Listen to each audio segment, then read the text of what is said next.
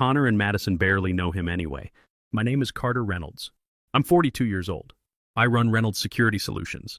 Rebecca, my wife for 8 years, just said that about me to Ethan Morrison, a guy I thought was my friend. I heard every word through my surveillance system. They were at the Ritz-Carlton downtown, room 2847.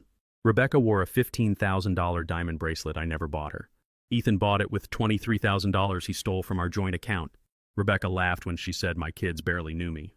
Ethan said, after the divorce, they'll understand Daddy was never there. Rebecca nodded. We'll make sure they see the truth. 8 years married. 12 years Army intelligence. 15 years building my business to $2.3 million annual revenue. These idiots thought they could take it all. If you like stories about cheaters getting exactly what they deserve, hit like and subscribe right now. We post new stories daily, each one crazier than the last. Back in 2013, I left the Army after 12 years in military intelligence. Started Reynolds Security with $50,000 saved and a laptop. Corporate security consulting, helping companies protect data, executives, secrets. Businesses pay big money for someone who thinks like the bad guys. Met Rebecca Walsh at a charity dinner for Chicago Children's Hospital. She was 28, I was 34. Real estate developer specializing in luxury downtown condos. Drop-dead gorgeous with auburn hair and confidence that made every guy notice her. Rebecca grew up rich. Dad Robert Walsh is a U.S. Senator. Mom Patricia Walsh is a federal judge. They lived in a $3 million Lincoln Park house. Sent Rebecca to private schools her whole life. She expected the best of everything. First date cost me $300. Dinner at Alinea, Chicago's fanciest restaurant. Rebecca ordered the most expensive wine without looking at prices. Should have been a warning sign. We moved fast. 6 months. She was staying at my apartment most nights. 1 year I proposed with a 3-carat ring that cost $18,000, 2 months' salary. Wedding was everything Rebecca wanted. 200 guests at Palmer House, open bar, 7 courses. Total cost $85,000. I paid it all. First few years felt like winning the lottery. Business growing fast. Rebecca making good money selling high-end condos. Bought a 4-bedroom Lincoln Park house for $1.2 million. 2 BMWs in the driveway. Europe vacations twice yearly. Rebecca loved the lifestyle my success provided. Designer clothes from Nordstrom. $3,000 shopping trips without thinking. First-class flights everywhere. Dinners where entrees cost $60. She'd tell friends how successful her husband was. By 2016, I was pulling serious money. Reynolds Security had 12 employees, major corporate contracts. Rebecca said she was ready for kids. Connor born March 15th, 2016, 3:22 a.m. 7 pounds, 4 ounces. Screamed so loud nurses next door heard him. Madison 12 minutes later, 6 pounds, 11 ounces, so quiet we worried. Both perfect. Kids changed everything for me. Started working longer hours, taking bigger clients, pushing harder than in the Army. Every contract, every late night was for their future. Rebecca seemed to understand. Brought me coffee during late office sessions. Massaged my shoulders when cases stressed me out. Bragged to mom friends about how hard I worked for our family. 2018, things changed. Rebecca had phone conversations that stopped when I entered rooms. Started going to social events without me. Galleries, charity dinners, industry parties. When I asked why I wasn't invited, "You're always too busy with work anyway." That's when Ethan Morrison appeared. Rebecca introduced him as a business partner. Guy was 35, divorced, no kids. Black BMW M5, 2000er suits. Had this easy charm, could walk into any room and have everyone listening within 10 minutes. Rebecca said Ethan had commercial real estate connections for her expansion plans. They'd partner on some big downtown development project.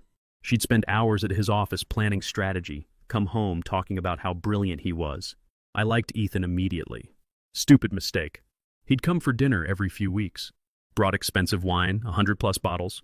Had gifts for Connor and Madison, toys, books, stuffed animals. Kids loved him. Ethan and I would sit in my living room after dinner, drinking whiskey and talking. Sports, politics, business strategy. He seemed interested in my work, asked smart questions about corporate security, expressed admiration for military service. What I didn't realize, every conversation was intelligence gathering. Every question about my business was learning how to destroy it. Every compliment was studying my weaknesses, figuring how to exploit my trust. 2019, Rebecca's attitude toward me completely changed. Everything I did annoyed her. How I loaded the dishwasher. Hours I worked. How I disciplined kids. Arguments came from nowhere. "Children need their father present," she'd say during fights when I was most work-stressed. "Money isn't everything, Carter. Family should come first." The irony made me angry. I worked 70-hour weeks specifically for my family. Every contract, every client, every late night was so Rebecca and kids could live in our beautiful house. Twins could attend Chicago's best private school. Rebecca could maintain her wealthy upbringing lifestyle. But even criticizing my work schedule, Rebecca never suggested cutting expenses. Still wanted designer clothes costing more than most people's monthly salary. Still wanted luxury Tuscany and French Riviera vacations. Still wanted expensive dinners where wine bottles cost $200. Meanwhile, Ethan became permanent fixture. Showed up Saturday mornings with fancy coffee and bagels. Stayed for Connor's soccer games, Madison's dance recitals. Helped put kids to bed, went over for dinner, reading stories in voices that made them giggle. I told Ethan things I shouldn't have. Details about biggest clients. Which companies worried about data breaches. Which executives needed protection. Our family finances, savings amounts, investment accounts, life insurance policies. Thought I was talking to a friend. Actually giving intelligence to an enemy planning to destroy my life. Breaking point, February 2020. Just back from week-long Seattle job.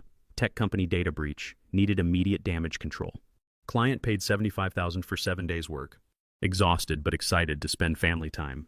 Instead, walked into house full of strangers. Rebecca barely looked up from laptop. Quick, oh, you're back, like I was the mailman. Connor and Madison, who usually ran screaming daddies home, after trips, seemed shy. When I asked what was wrong, Rebecca said something that hit like a punch. They're not used to you being here anymore. You've become a stranger in your own home. That night, lying next to a woman who felt more distant than when we were dating, I made a decision. Figure out what was happening to my family and fix it. Investigation started small. 12 years military intelligence teaches you, don't jump to conclusions. Gather data, analyze patterns, build complete pictures before acting. Started with Rebecca's laptop, MacBook Pro she used for work but left open in kitchen while making coffee or getting kids ready for school. Had about 10 minutes most mornings while she dressed upstairs. Most people don't understand deleted files. They're never really gone. When you delete something, computer marks that space as available for new data. Until something overwrites it, everything stays exactly where it was. Rebecca cleared browser history and emptied trash but didn't know about shadow files and cache recovery. Took exactly 3 hours, 17 minutes to rebuild her entire digital footprint from past 8 months. What I found made me sick. Romantic stuff started June 2019. Text messages between Rebecca and Ethan beginning as business discussions, quickly becoming personal. July, they were meeting for lunch meetings lasting 3 hours. August, Rebecca sending him photos, wearing lingerie I'd bought, posed in our bedroom while I traveled for work. But affair was just surface layer. Underneath, detailed plan to systematically destroy my life. Rebecca and Ethan plotting for months. Strategy was sophisticated, targeting every aspect of my existence. They'd claim I used security equipment to illegally spy on competitors, destroying professional reputation, opening lawsuits that would bankrupt Reynolds Security. They'd argue I was psychologically unstable, obsessed with surveillance and control, potentially dangerous to family. Rebecca's mother, Judge Patricia Walsh, would help ensure custody battle went their way. Father Senator Robert Walsh had connections throughout Chicago's legal and business communities who could blacklist me from future contracts. Most damaging document, draft custody petition, Rebecca worked on with divorce attorney Lawrence Sterling. She painted me as emotionally distant workaholic who abandoned family responsibilities pursuing financial gain. Claimed children were afraid of father's unpredictable behavior and excessive control need. Suggested I might be dangerous, noting extensive military training and surveillance equipment access that could intimidate or harm family members. Every word calculated to destroy me. Every lie crafted to seem believable to judges who didn't know me. Rebecca and Ethan spent months building case that would give them everything I'd worked for, ensure I'd never rebuild. But there was something else in those files. Reference to sealed 2011 court case involving Walsh family. Something about traffic accident handled discreetly through family connections. Realized I wasn't playing defense anymore. Going on offense. Next phase required military intelligence skills I'd hoped never to use against people I loved. Began systematic surveillance of Rebecca and Ethan, documenting movements, communications, financial activities. Installing surveillance equipment in my own house felt surreal but necessary. Used company equipment, tiny cameras hidden in smoke detectors and picture frames, audio devices smaller than quarters in Rebecca's purse and car. GPS tracker on that 15,000 diamond bracelet Ethan gave her. 2 weeks later, had everything needed. High-definition video of Rebecca and Ethan in hotel rooms at Ritz-Carlton, Four Seasons, Peninsula. Audio recordings discussing plans to destroy me, including specific lies they'd tell in court and how they'd split my assets. Most valuable intelligence came from Ethan's phone. Like most criminals, he'd gotten arrogant about security. Password was his birthday, February 14th, Valentine's Day. Should have been first clue about his narcissism. Once I accessed his device, discovered true scope of their financial planning. Ethan had opened 3 offshore accounts, 2 Cayman Islands, 1 Switzerland. Been systematically transferring money from investment account he shared with Rebecca, planning to disappear once divorce was finalized and Rebecca claimed half my assets. Numbers were staggering. Past 6 months, Ethan moved $340,000 offshore. Money from our joint investments, Rebecca's business profits, even loan he'd taken using our house as collateral without telling me. He'd also booked one-way first-class ticket to Monaco for March 15th, exactly 2 weeks after Rebecca planned filing divorce papers. Plan was obvious. Let Rebecca destroy me in court, take half my money, then disappear with stolen nest egg while she stayed behind playing wounded ex-wife. This wasn't just betrayal. Organized theft on massive scale. Investigation into Walsh family buried secrets took 3 weeks but proved most valuable intelligence I'd ever gathered. Sealed 2011 court case involved Rebecca's younger brother, Timothy Walsh, who killed entire family while driving drunk. Victims were Maria Rodriguez, 34, nurse at Children's Memorial Hospital. Husband Carlos Rodriguez, 36, construction worker. Daughters Isabella, 8, and Sophia, 5. Driving home from Sophia's Chuck E. Cheese birthday party when Timothy Walsh, drunk and driving father's Mercedes 70 mile/hour in 35 zone, ran red light and slammed into their Honda Civic. All 4 Rodriguez family members died instantly. Timothy Walsh walked away with bruised rib. Judge Patricia Walsh made sure her son never faced real consequences. Evidence suppressed. Witnesses intimidated into changing stories. Prosecutor convinced to accept plea deal sending Timothy to private rehab 6 months instead of prison for vehicular manslaughter. Senator Robert Walsh made strategic campaign contributions totaling $150,000 to District Attorney's re-election fund, ensuring son's freedom. 12 years Rodriguez family's extended relatives tried getting justice. Every lawyer consulted told them case was hopeless because evidence was sealed and Walsh family had too much political influence. Spent 3 weeks verifying every detail, cross-referencing court documents with financial records, tracking witnesses paid to stay quiet. Assembled ironclad proof Walsh family corrupted justice system to protect killer. Now had leverage to destroy them all. First, let Rebecca and Ethan make their move. Wanted to see exactly how far they'd go. Call came Tuesday morning, early March. Lawrence Sterling, Rebecca's attorney, voice dripping arrogance. Mr. Reynolds, everyone's best interest if we met discussing your wife's petition. Certain matters better resolved privately rather than messy public litigation. Sterling's office, 47th floor Willis Tower. Mahogany furniture, leather law books, walls covered with aggressive family law representation awards. Guy clearly made good living destroying husbands. Sat behind massive desk like king on throne, sliding thick folder across polished surface. These are Mrs. Reynolds' terms.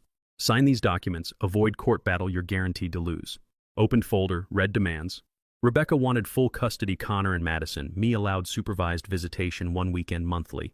Our house, both BMWs, 60% of Reynolds security assets, about $1.4 million. Alimony $8,000 or monthly next 15 years. Sterling leaned back in leather chair, clearly enjoying what he assumed was my shock. Mrs. Reynolds has substantial evidence of your inappropriate behavior. Surveillance equipment obsession. Emotional absence from children's lives.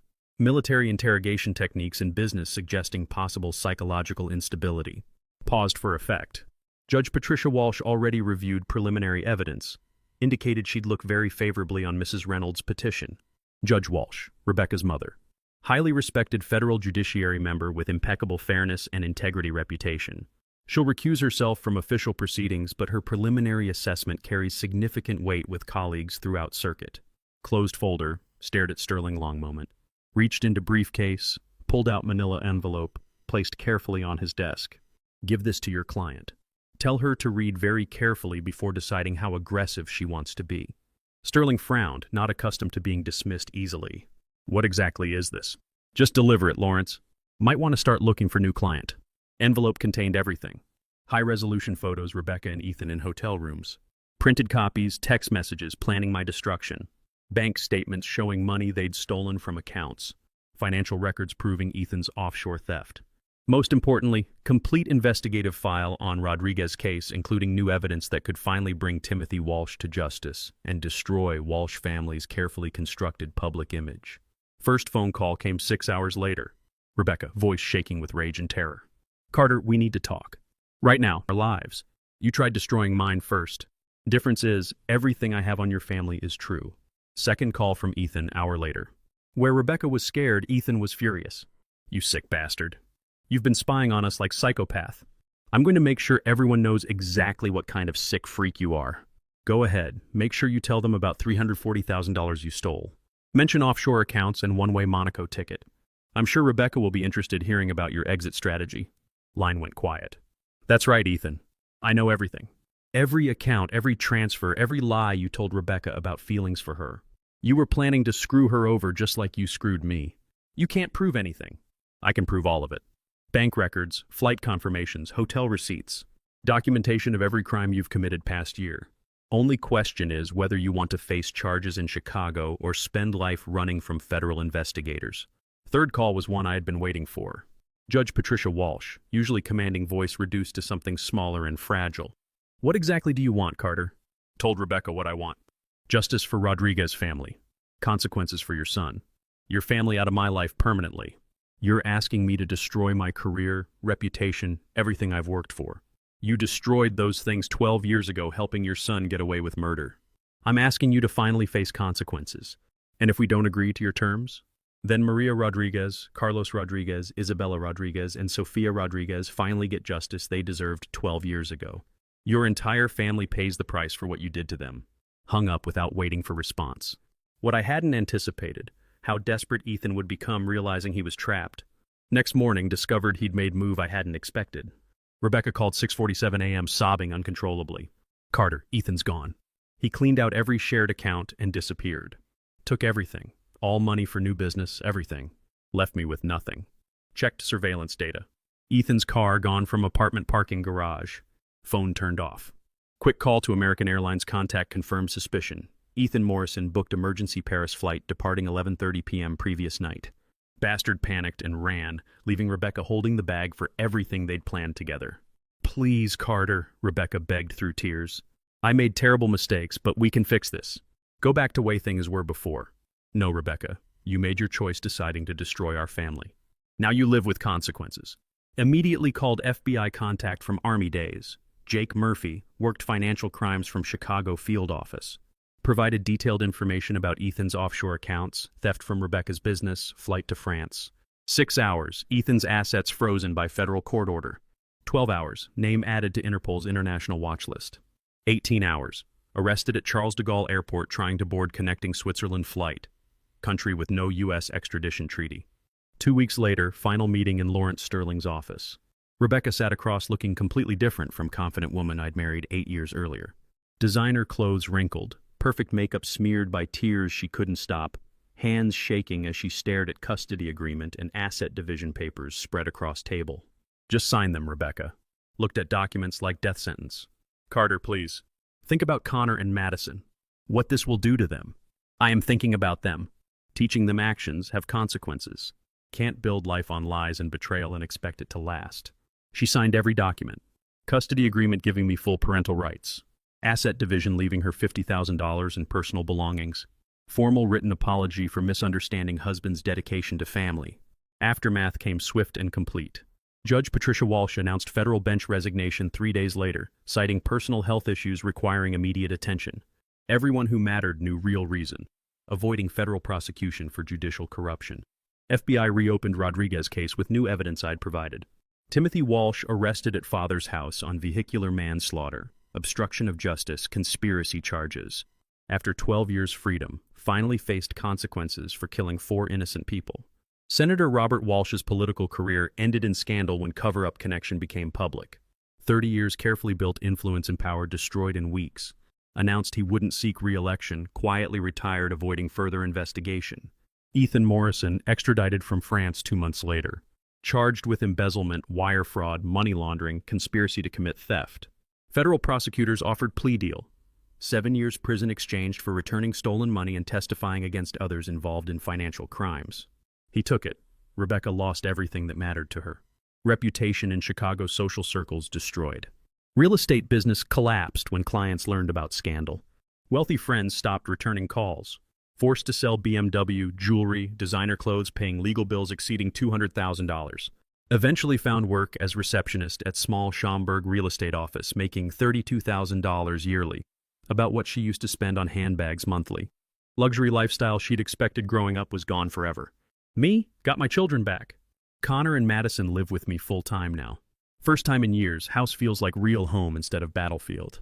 They're 8 now, old enough to understand sometimes adults make bad choices and families change. Business never been stronger. Word spread through Chicago's corporate community about how I'd handled Rebecca and Ethan's situation. Clients started seeking me out specifically because they knew I could protect them from any threat, external or internal. Reynolds Security Solutions now has 28 employees, annual revenue $4.2 million. Most important change, how I spend time. Surveillance equipment had gone from house.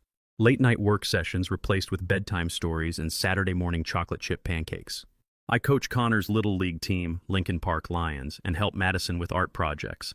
I'm present in their lives in a way I wasn't before because I understand what I almost lost.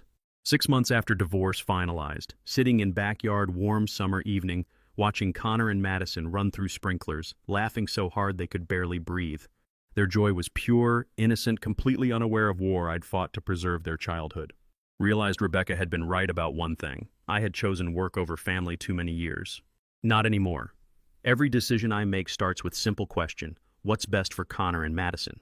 People sometimes ask if I regret how everything ended, if I wish I could have saved my marriage instead of destroying it. Answer is simple: can't save something built on lies from beginning. Rebecca and Ethan thought they could manipulate me because they saw only what they wanted, workaholic too focused on business to notice their betrayal. They were wrong about that, wrong about everything else.